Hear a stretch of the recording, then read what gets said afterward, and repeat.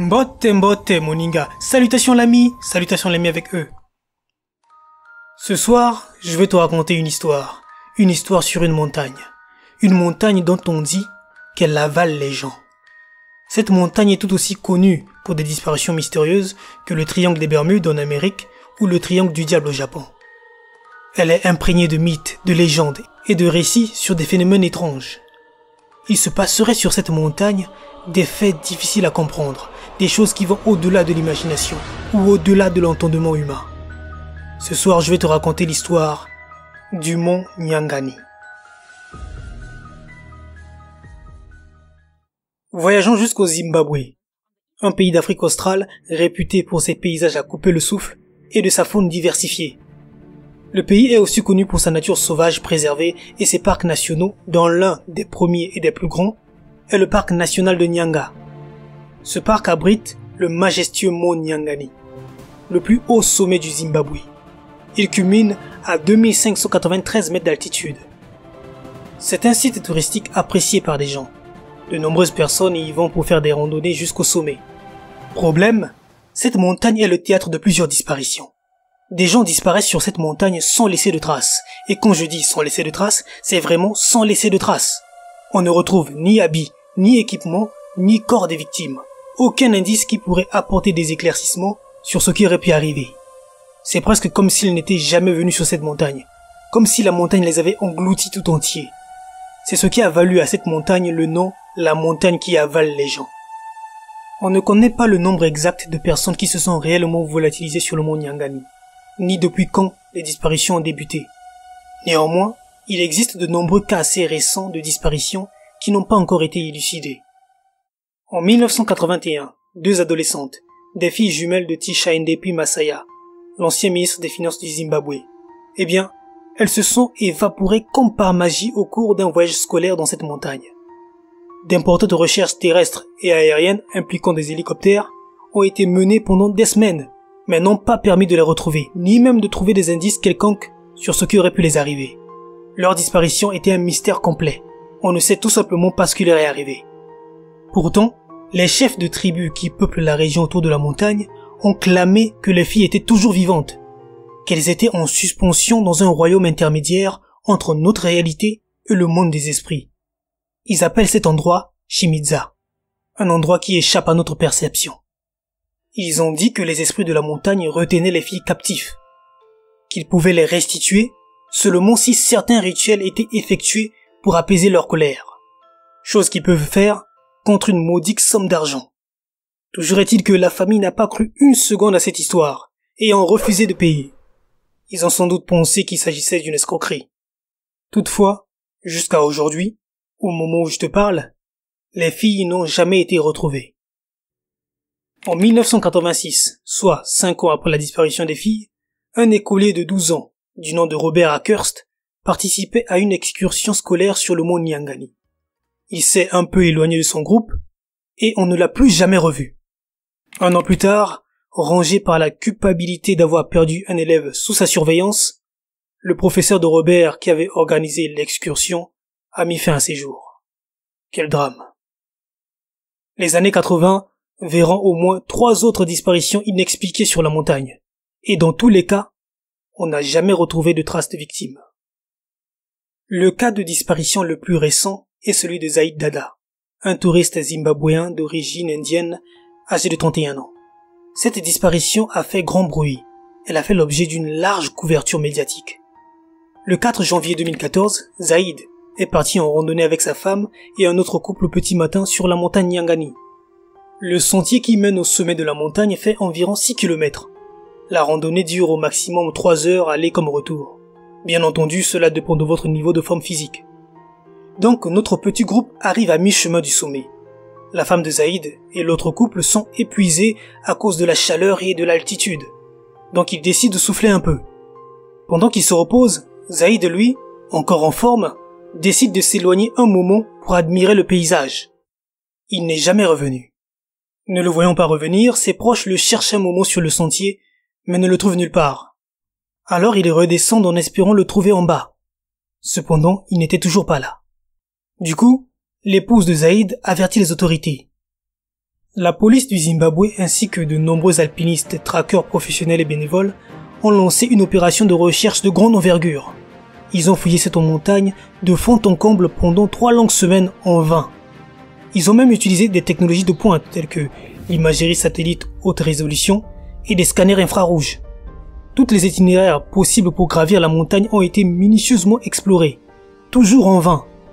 Et l'histoire a fait la une des journaux nationaux du pays à l'époque.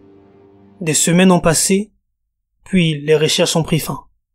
Les amis et la famille de Zaïd étaient si désespérés de le retrouver qu'ils ont même demandé conseil aux chefs des tribus locaux, qui ont organisé des rituels traditionnels pour apaiser les esprits.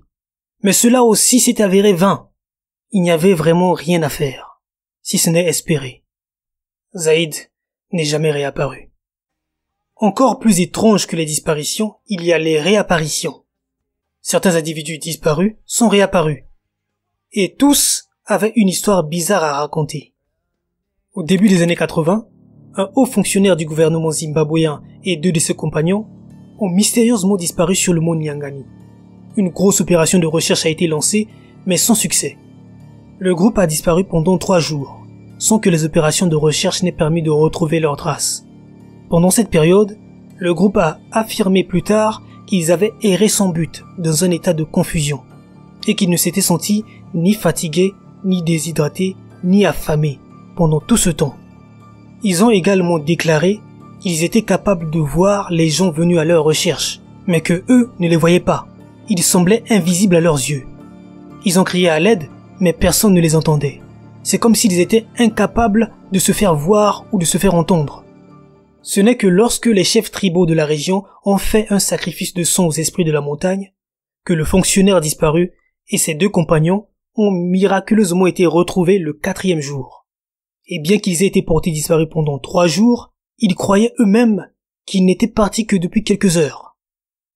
Des sauveteurs ont déclaré que certaines personnes disparues sur le mont Nyangani qui ont eu la chance d'être retrouvées vivantes étaient dans une sorte d'état de transe quand elles ont été retrouvées, et qu'elles étaient incapables de se souvenir pleinement de l'endroit où elles se trouvaient, et encore moins de ce qui leur était exactement arrivé. En novembre 2014, c'est-à-dire quelques mois après la disparition de Zaïd, un touriste britannique de 20 ans du nom de Thomas Gesford était courageusement parti explorer le mont Nyangani tout seul. Thomas était étudiant en 2e année de l'université d'Oxford. Il avait reçu la bourse Wallace Watson Howard Lectures, qui aide et finance les étudiants qui entreprennent des expéditions dans les régions isolées ou montagneuses n'importe où dans le monde. Le jeune aventurier s'était embarqué en solitaire pour le sommet de la montagne avec son matériel de camping juste au cas où. Il était très enthousiaste et optimiste quant à l'épreuve. Je peux vous dire que il va vite déchanter, car les choses vont rapidement prendre une tournure étrange. Vers 15 heures, Gesford affirme qu'une nappe de brouillard, inhabituellement épais, est descendu sur la montagne pour l'engloutir complètement. Il ne pouvait pas voir à plus de 30 cm devant lui. Le sentier avait totalement disparu. Désorienté et incapable de trouver son chemin dans cette soupe de brouillard, Gesford va alors prendre une décision pleine de sagesse. Il décide de monter sa tente sur place et attendre à l'intérieur le temps que le brouillard se dissipe. Une excellente décision. Cependant, peu de temps après, une pluie abondante s'est abattue sur la montagne. Thomas était désormais coincé sur la montagne. Il ne pouvait plus descendre par ce temps. Il a fini par passer la nuit dans cet endroit. Dans l'obscurité naissante, il a rapporté qu'il était encerclé et observé par des animaux, qui semblaient presque garder un œil sur lui. Heureusement pour Thomas, il s'est souvenu des mises en garde des locaux. Si tu vois des animaux qui agissent bizarrement, ignore-les. Ils ne sont pas de notre monde. Plus tard, Thomas dira « J'ai prié et dormi pendant 10 heures. Plusieurs serpents effrayants se sont approchés de ma tente. Je ne les ai jamais dérangés. Ils sont venus en grand nombre, mais je suis resté immobile. Je pouvais voir leurs yeux rouges brillants qui me fixaient. Mon caractère a été mis à l'épreuve. Je suis resté inébranlable. Je me suis réveillé le lendemain matin. Après que le brouillard se soit dissipé, je suis redescendu. » Par la suite, Thomas Gesford a raconté son expérience dans les médias. Les plus sceptiques d'entre nous diront, il a entendu pas mal de légendes sinistres et des mythes sur cet endroit. Donc son esprit a pu se laisser influencer, et son imagination a dû amplifier la terreur de la situation, qu'il s'est juste imaginé des choses. D'ailleurs, Guesford lui-même s'était montré sceptique au début. J'avais entendu beaucoup d'histoires étranges à propos de cette montagne. J'ai essayé de ne pas y prêter attention. Je n'ai jamais consulté les chefs traditionnels avant de me lancer dans l'expédition comme le veut la coutume. Mais je me suis rendu compte plus tard que j'aurais dû le faire. Je suis heureux d'être en vie. Il y a beaucoup plus à expérimenter.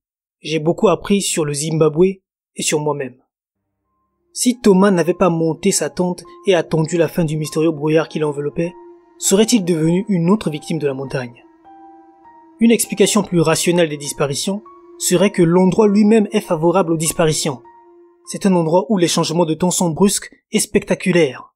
Elle peut passer de ciel ensoleillé à un brouillard épais en un clin d'œil, ce qui peut mettre en danger et désorienter les randonneurs. Ces facteurs peuvent également s'ajouter à un terrain périlleux, caractérisé par des dénivelés importants, des sols rocheux et escarpés, des gorges soudaines et abruptes, et des sentiers qui deviennent rapidement envahis par la végétation en raison des pluies constantes qui s'y abattent. Tous ces facteurs peuvent causer des problèmes même aux randonneurs les plus expérimentés, et la moindre erreur, la moindre mésaventure peut laisser une personne bloquée ou blessée dans le brouillard, incapable de trouver son chemin, ou pire encore, dégringoler d'une falaise abrupte et mourir d'une chute. Toutefois, peu importe ces explications rationnelles, on ne peut nier les faits, on ne peut les ignorer. Il y a des disparitions mystérieuses et inexpliquées sur cette montagne. D'ailleurs, comment expliquer qu'aucun corps n'a jamais été retrouvé? Avec les fouilles, les gens seraient au moins tombés sur des restes humains, des habits, quoi que ce soit. Mais on n'a jamais rien retrouvé. Absolument rien. Si tu interroges les tribus de la région, en particulier les Manikas, ils te diront que le mont Nyangani est un endroit sacré. Il serait habité par de puissants esprits ancestraux. On dit aussi qu'il est le repère d'esprits maléfiques ou vindicatifs, et de toutes sortes d'entités. Il y a des créatures surnaturelles qui y rôdent. Vous l'aurez compris, selon eux, ce sont les esprits qui sont les causes de ces disparitions. Les habitants de la région ont longtemps eu peur de s'aventurer dans cet endroit. C'est un lieu à approcher avec prudence, et il existe de nombreuses règles qui, selon la tradition locale, doivent être respectées lorsqu'on s'y aventure. Je vais t'énoncer ces règles, et pas forcément dans le bon ordre. Règle numéro 1, ne pas pointer du doigt quoi que ce soit. Règle numéro 2, ne pas uriner dans la montagne. Règle numéro 3, pas de jurons. Règle numéro 4, éviter toute activité sexuelle. Et oui, un peu de pudeur s'il vous plaît. Règle numéro 5, pas de profanation, c'est-à-dire ne pas aller dans des endroits considérés comme sacrés par les peuples de la région. Règle numéro 6, ça concerne les femmes, ne pas faire la randonnée pendant que vous êtes en période de menstruation. Règle numéro 7, ne pas porter de vêtements rouges. Il y a des esprits taureaux sur cette montagne. Règle numéro 8. Si tu vois quelque chose d'étrange, comme un serpent coloré ou des pierres en or, ou encore un pot d'argile enveloppé de fumée, mais aucun feu en vue, et même si tu vois des animaux qui agissent bizarrement, ignore-les. Ignore-les. N'y prête même pas attention. Ne cherche pas à savoir ce qui se passe. Laisse ta curiosité de côté. Fais comme si tu n'avais rien vu, et continue ton chemin. Ce sont des esprits qui essaient de te tromper et t'attirer dans un piège. Règle numéro 9. Évite les bords des falaises. Certains esprits prennent plaisir à pousser les gens du haut des falaises. Règle numéro 10. Ne jamais se rendre seul sur cette montagne. Et même si tu y vas accompagné, il faut t'assurer que tes compagnons t'accompagnent jusqu'au sommet. Il ne faut à aucun moment te retrouver seul. Aller sur cette montagne seul, c'est le ticket gagnant pour une disparition express. Règle numéro 11. La dernière et la plus importante de toutes. Avant toute expédition sur la montagne, il faut aller consulter les chefs tribaux pour une protection.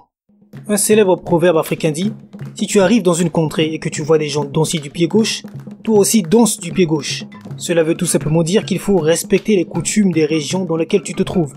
Ça ne vaut pas la peine de tenter le diable. Plusieurs histoires circulent autour de cette montagne.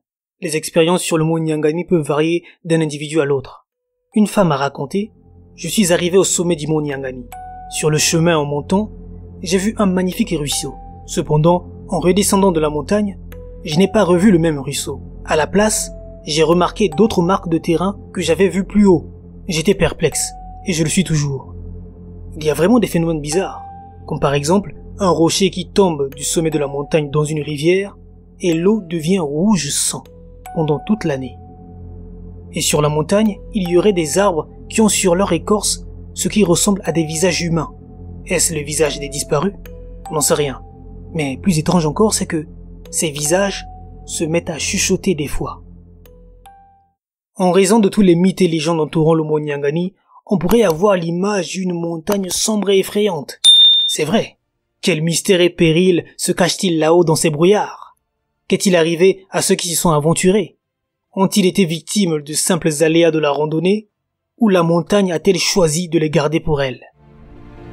Mais le mont Nyangani, c'est aussi des journées ensoleillées, des ruisseaux à l'écoulement apaisant, et des merveilleuses vallées vertes à perte de vue. Une vue à te couper le souffle, au sens figuré comme littéral.